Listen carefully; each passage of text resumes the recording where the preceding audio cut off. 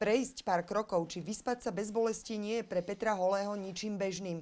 Trpí onkologickým ochorením v poslednom štádiu a potrebuje špeciálnu lekárskú starostlivosť. A kam ja môžem ísť lekárovi, keď ani z auta nevystúpim?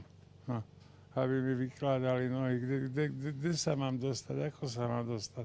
Vyšetriť, urobiť odbery, nastaviť liečbu proti bolesti. A to priamo doma u pacienta. Paliatívna lekárka Emília Vlčková a zdravotná sestra Jana Kobelová tvoria tím mobilného hospicu Svätá Luisa a za svojimi pacientmi ročne precestujú 15 000 kilometrov.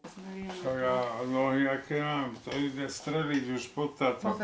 Naši pacienti, tí onkologickí, nás volajú aj z iných okresov, dokonca z iných krajov, pretože tam takáto pomoc pre týchto paliatívnych pacientov cestou mobilného hospicu vlastne neexistuje. To je nad naše síly. V systéme je okolo 20 mobilných hospicov, ale tie, ktoré robia špecializovanú paliatívnu starostlivosť, je asi 7 alebo 8. Potrebovali by sme asi 30 aj viac, aj potrebná systémová zmena a to bol milník a tým je zákon, ktorý bol prijatý vlastne asi pred 2 týždňami o dlhodobej a paliatívnej starostlivosti. Novinky v legislatíve uľahčia fungovanie hospicov, ktoré vznikli už v minulosti. Náš mobilný hospic prevádzkujeme 12 rokov. Platby z poisťovní mesačne sú okolo 2000 eur, čo nepokrie ani mzdové náklady.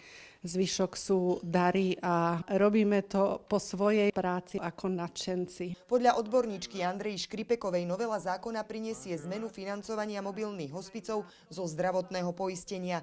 Na mobilné hospice možno teraz žiadať peniaze aj z plánu obnovy. Bude podporený vznik minimálne 20 nových mobilných hospicov, zároveň získa nové vybavenie minimálne 6 ďalších mobilných hospicov. Maximálna výška podpory pre nový alebo existujúci hospic predstavuje viac ako 87 000 eur. Tento projekt je určený na materiálne zabezpečenie mobilných hospicov. V najbližších dňoch vypíšu aj ďalšiu výzvu. Tentoraz na mzdy pre lekárov a sestry. Miriam Dobrotová, RTVS.